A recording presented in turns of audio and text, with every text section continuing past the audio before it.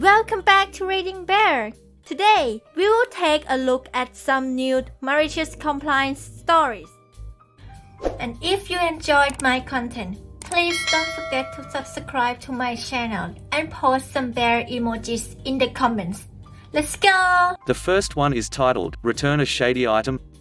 Okay, it's garbage now. I work at a chain retail discount home goods store where the main demographic is older women. We have a very clear and somewhat strict return policy due to the number of people that have abused returns in the past, stealing and returning to launder money, but it's simple and printed at the bottom of every receipt. Unused merchandise can be returned with the original receipt and packaging within 30 days. Simple as that. Today I had an older woman, probably late 60s, early 70s, come in with a return. I give my usual, anything wrong with it or did it just not work out for you, as she hands over the bag with the receipt. No, it's a headband, but when I unwrapped it I realized it's not the style I wanted, she explained. All right, I said as I took the headband out of the bag. No packaging. No tag. No SKU.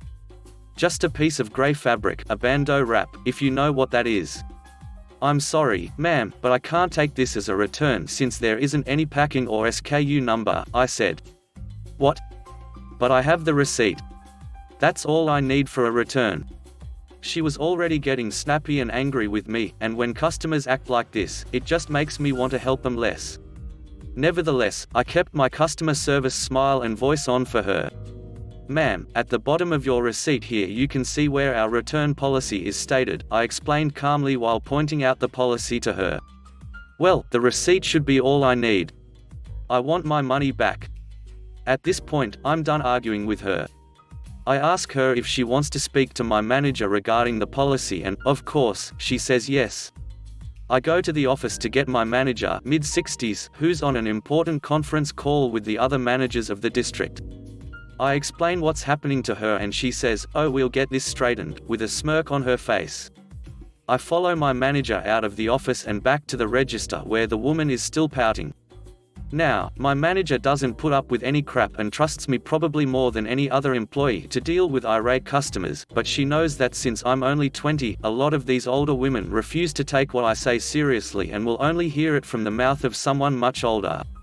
My manager opens the bag and looks at the woman with a straight face. And no packaging? Not even a tag, she asks. No, the woman replies, this time a little less aggressively. Accepting this return would be breaking company policy, my manager says bluntly, but it isn't worth losing a customer over $2.99, so we'll do it this one time. Please keep your tags in the future, she says. Cue the malicious compliance. My manager turns to me as I input the return into the POS and says firmly so that the customer can hear, damage it out and throw it away. Make sure you destroy it, too. So I do as I'm told. I grab the scissors from my register's pencil cup and begin hacking away at the headband, slicing it up as messily as I can right over the counter in front of the customer. What are you doing? She almost yells at me. We're very serious about following company policy here, ma'am, and since you don't have the original packaging or tags, we can't resell this, I say as I chuck the shredded bits of fabric in the trash can. I could have used that as a dust rag. She protests. At this point, I know for a fact that my manager is sitting in the office quietly listening and snickering to herself. I finish up the return and give the woman her $2.99 back with a friendly, "Have a nice evening," as she walks out the door. The woman in line behind her comes up to the register, and as I'm scanning her items she says, "You don't realize how stupid and entitled the general public is until you work retail." I couldn't agree more. The next one is titled, Use the Nailgun. Okay, but you are gonna have to move the pallets. This happened while working as a warehouse assistant for a small business. The boss in question is actually a great dude, but like all bosses, he's under a ton of stress and has his moments. This particular piece of compliance revolves around a nailgun in use in the warehouse. Don't worry, no idiots were harmed in the writing of this story, so every afternoon we have pretty large shipments getting sent out. Everything sold for the day would be popped onto pallets and shipped off to customers. Now pallets are surprisingly expensive and if not sized properly cost a fortune extra in freight. So we eventually started making our own in order to fit the size of the products being shipped, using the previously mentioned nailgun to put them together. All was going well until the delivery guy told us that, and I quote, "Those ducking pallets of yours are crap and keep falling apart. Stop using the ducking nailgun and put them together properly." We looked into it and he was 100% right. See, the nails from the nailgun were super small, thin and couldn't grip for crap. The warehouse manager could actually pull the pallets with his hands. So yeah, not good. This was reported to the admin folks upstairs and the show went on. From that point on we started using normal nails instead. Yeah, it took longer but we were still saving money and the delivery folks were happy as clams. Now for the turn. One Friday, late in the afternoon, the boss comes down and lets us know the sales team has just landed a biggin. "Boss, we need some pallets lads, I want this to ship this afternoon. Grab the nailgun and throw some together as soon as possible." Me, "No problem, I'll get on it now." Boss goes back upstairs and I start belting pallets together using normal nails. 5 minutes later boss comes back down and he is fuming. "Boss, oh see, I can see you on the cameras. What the hell are you doing?" Me, "Hammering the pallets up boss, as you said." "Boss, I said to use the damn nailgun." Me, "Well I would but when we used it last T." Boss, "No buts. We bought that nailgun, now you better bloody use it. In fact, I'll show you how." Bossman takes the nailgun and slaps together a pallet in 20 seconds flat. Normally takes about 3 to 4 minutes by hammer. "Boss, there, see, now do it the right way or go home." Me, "Yes boss." And so begins our compliance. I pick up the nailgun and smash out 5 fragile pallets in the space of about 3 minutes. Exactly the same way the boss man did, which I'm okay with, it's a ton easier. All while my coworkers giggled with glee. Come shipping time I realize just why they were all giggling. All the other forklift users are out for the rest of the afternoon. With local deliveries, sickness and general excuses. The only person with a fork license who was going to have to load the truck was, you guessed it, Bossman. So Bossman picks up the first pallet and is about to load it onto the truck when the pallet is hit by a stray breeze and proceeds to fall apart on the forks. Delivery guy, "The duck, did I tell you about those pallets? Are you idiots using that nailgun again?" Boss stammers, saying we needed them sent this afternoon and the nailgun should have done the job. Delivery guy, "I don't bloody care. I cannot take any of the pallets you've built with that nailgun. If they fall apart in our possession and damage something or someone, it's a bloody nightmare. Do them again and I'll pick them up tomorrow." And with that parting gift, in his own act of compliance, the delivery driver keeps to his word, closes the truck and drives off without our shipment. The boss sits in silence, contemplating the thousands of dollars in product which has now experienced a nice big shipping delay. Did I mention this was Friday? Boss, oh see? Me, yeah boss. Boss, retire the nailgun, and sorry about earlier. Me, don't worry about it. Want a hand getting all these back inside? Boss, yep, and if you've got some time before closing I would appreciate some fresh pallets as well. Me, on it. I'll have them knocked up in a bit. And the nailgun was never heard from again. Don't you all enjoy a happy ending? The next one is titled, "Show Up to Work When You Feel Like It." I'll give you an extra special reference. Let's call her Karen, just because it fits. She came in and applied for a job, and when I looked at her resume and application, I realized she knew some of my old neighborhood friends and schoolmates. She interviewed well, so I gave her a job. Told her to be in on Monday at 9 a.m. Monday morning. She is not in, she no calls, no shows. Tuesday, no call, no show, I had now written her off. Wednesday, she shows up about noon. Claims she was in her basement Sunday night and her brother was working out and he accidentally knocked her out during his intense workout. She claimed her doctor told her she had a concussion and she should stay home for a couple of days. She had no doctor's note, no marks on her head, but thinking her story was so off the wall it could almost be true, I let her come to work the next day. She worked Thursday and Friday. We paid at the end of every week and I gave her a check Friday. I also did not deduct the days she missed. She came to me and asked about the full paycheck. I told her we were a family business and realized people had lives outside work. He tried to make sure people knew they were appreciated and tried to take care of our people. She teared up and thanked me and said we could count on her. She worked the full next week, did okay. She seemed to fit in. Seemed. The third week, she showed up Monday, but Tuesday was another no-show no-call. We did not hear from her for over 2 weeks. When she finally showed up, her story was the stuff of legends. She claimed her husband had forged divorce papers a couple of years previous. Thinking she was divorced, she moved back into her parents' house. She claimed her ex-husband was at her parents' house when she got home the last night she worked. He told her he made up the divorce and the paperwork was phony, so they were still married and he wanted to get back together. She claims she refused and he kidnapped her.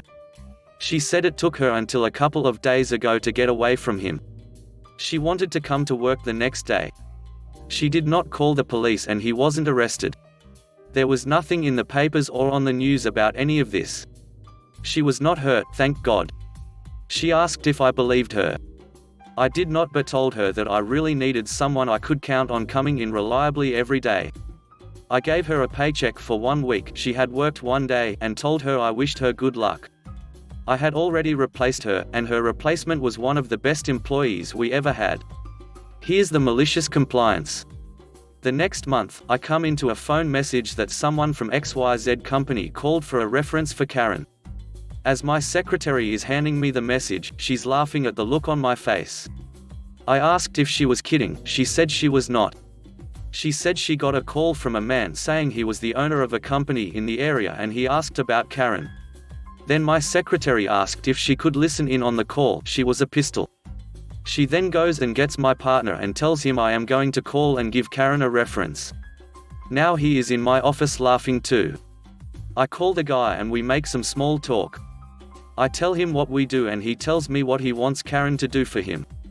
I tactfully avoided answering any of his questions about Karen directly. I think he was beginning to suspect something.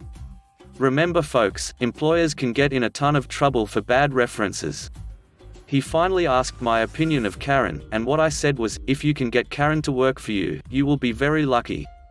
He heard what I said and how I said it. He repeated that back to me exactly as I said it. All my words were the right ones, it was my tone and intonation that got my point across. He thanked me and hung up. Karen comes into the office a couple of days later. She looks mad but is trying to be pleasant. She told me she is having trouble finding a job and mentioned she had used me as a reference. She wanted to know if anyone from XYZ company has called me. She knew they did. She told me she really wants the job at XYZ company. I told her I had been called and that I told the guy he'd lucky to get her to work for him. My secretary confirmed that's what I told him. She told him she was right next to me during the whole conversation. Karen smiled and thanked me and headed to the door. She said she wondered why she was having so much trouble getting a job. She asked if she could continue to use me for a reference and I told her absolutely. I also told her I'd tell everyone the same thing, that any employer would be lucky if they can get you to work for them. She walked away smiling, happy and clueless. The next one is titled, Take Away Her Lip Balm. She'll bleed everywhere. This is my sister's story, but it's too good to not share. This was back when she was in 2nd grade, and this girl was the perfect child. I wish I was kidding, but no. You know that one kid with the halo and the sweet smile, the manners to make a parent proud, and cutesy little voice? Yep, that's her. But she does have a mean streak when you push her. You would think that all the teachers loved her, right? Nope, not her 2nd grade teacher. This woman was hellfire personified, and she for some reason hated my little sister. More often than not, my little sister came out of that classroom trying to hold back tears. 2 more very important things about my sister: she has always had lips that would get so chapped they would bleed, and she always carries around Carmex with her.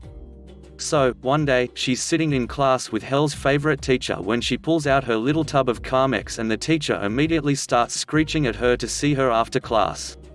End of class and the teacher tells her that she must keep the Carmex with the school's office because it says medicated, and back in the day, you had to be literally dying just for the office to give you your things. No joke, I'm asthmatic and it took almost dying on the office floor for them to hand my inhaler over, but that's another story. My sister tries to explain that without the Carmex her lips will bleed, but the woman does not care. Well, hell hath no fury as a sweet baby scorned. Very next morning, she doesn't use any in the morning, doesn't use any for the ride to school, doesn't use it before little sister hands the little tub of Carmex over to the office lady, who looks at her very confused but just does not give a crap, and she heads off to class. She does her best to keep calm when she starts to feel her lips get chapped, keeping her lips as drawn in and neutral as she can. She spends most of the day with her head down and not speaking until finally, the teacher calls on her to answer a math question. Sister lifts her head up, looks this woman right in the eyes and smiles as wide as she can. Tears are rolling down her cheeks as she can feel her lips splitting open so badly that they're not just bleeding a little. It's rolling down her chin, mixing with her tears, down her neck and onto the collar of her shirt. This woman screams so loudly that us third graders across the hall could hear it. Little sister ended up ripping her lips so badly they had to page little third grade me to call my mum to pick her up, and she had to stay home for a couple of days to recover. When she came back, however, not only did the teacher personally hand her Carmex over, she had bought her a few more little tubs of the stuff for just in case she ever ran out, and never bothered her again. I don't know if it was a coincidence that that year was the last year the teacher taught at our school, but a little part of me likes to think that she met her match in my little sister. The next one is titled, If a Customer Donates One We Can Keep It. Consider it a done deal. Okay, so we're back to my days doing voluntary work. We had a meeting with the chairman of the board of trustees, during which we were asked if we had any ideas or suggestions. A couple was made that actually made sense and were indeed implemented, and we get a typical anything else at the end. Can we have a dartboard or snooker table? I asked, jokingly, for when we're quiet. I'll tell you what, the chairman laughed, if a customer donates one, you can have it. We all laughed at the joke, meeting ends and I forget about the conversation. That is for about a week or so, when I'm out with my mother, and see a half-sized pool table, complete with cues and balls, sitting outside a local charity shop. I don't know what they call these outside the UK, it's a volunteer-run shop that sells donated goods to help fund a local charity.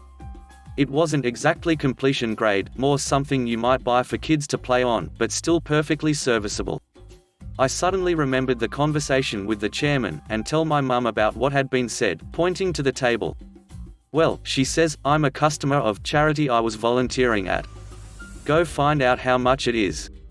I go look at the price, it was something like £10 minus 15, certainly under £20. My mum takes the money out of her purse and hands it to me, saying that it's her donation to the charity for all the hard work we do.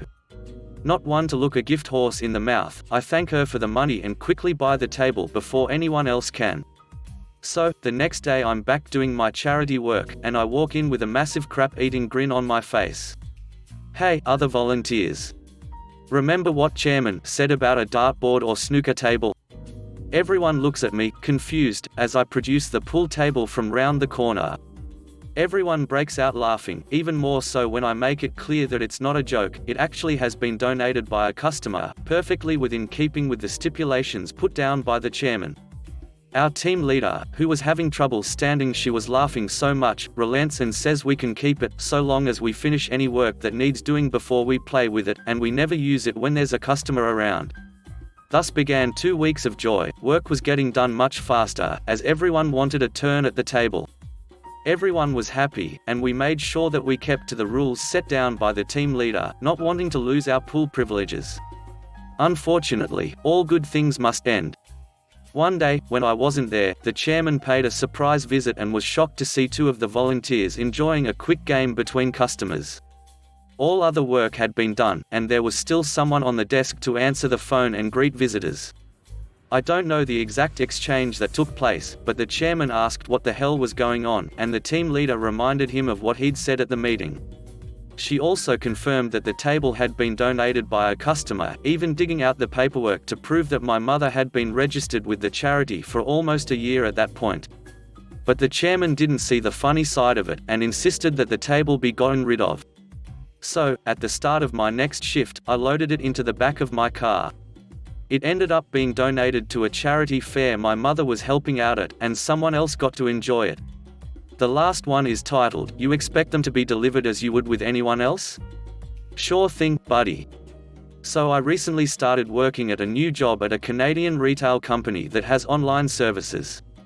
My job is mainly to pick items that were ordered online from the store aisles or from our warehouse, arrange for them to be picked up, and have them ready to go by a set time every day. We average about 5 to 6 items per day, most going to places that are between a half-hour to a 2-hour drive distance, depending on the direction it goes, as other retail stores can cover the same area better than we can. Now I live in a smallish city, and the company that picks up the online purchases, with a lack of a local terminal, has to go to the capital city to their sorting site before traveling to their destination. This means a minimum of 2 days before it gets to a customer, but could be up to a week depending on delays. So we reach out and try to convince customers who live locally to pick up their purchases. Usually, once they realize that it would take 20 minutes to get their item and without charging the extra cost of delivery, most are willing to pick their items up. Now, of course, there are exceptions. I'm not talking about the elderly and physically disabled who cannot make such a trip. We implemented at our store a delivery exemption initiative for these people. We deliver it to them for free. No, we are talking about this one customer. He lives literally down the street from the store. As in a 3-minute drive down the street. As in, we have employees who walk past his house. And he ordered not 1, not 2, but 3 items. Put just over $500 on his credit card for this, and wanted them shipped out to him via the delivery company. We saw immediately that it would cost him almost half on top of what he is paying for the items to ship these. I forgot to mention that all postage is paid by the customer. So I call the customer, explaining where his purchases were coming from, the extra cost and time of delivering these through the company, and that he could save both if he came to pick up the items he ordered. His response: I have ordered these online and I expect that they will be sent. I clearly try to explain that his items were coming from down the street, not from a store elsewhere in the province. His response: I don't care where they come from. I expect my online order to be delivered as you would with anyone else. Okay. Will do. Cue malicious compliance. After hanging up, we did as asked. I let the manager know about this order and his instructions, which he laughs at and shrugs his shoulders. We picked his items, scheduled delivery for said items, had all 3 picked up. The delivery guy looks at the delivery address, looks at me and gives me a what the duck look. I explain that he wanted it shipped like all other online deliveries. He laughs, shakes his head, and takes the items. So the next couple days I track the order as it travels over 2 hours to the sorting facility, stays overnight, is on the truck for delivery, and finally is signed by the guy. Not an hour later he's at the store, demanding the cost of his delivery back. The manager explains that we tried to help him but, in his own words, shipped his online order as we would as anything else. Side note, when a customer orders an item online, they are offered a regular and an express option.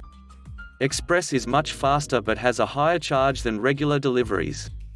Depending on the size and weight, it can cost anywhere from 50% to 200% more for express delivery. He chose express as his option, and we obliged. And his items were on the heavy end of the spectrum. I have offered again the deal I proposed at the start, but for some reason, they are against it. Would have made everyone's life a lot easier since they pay me the same for the same amount of work anyway. Thanks for listening.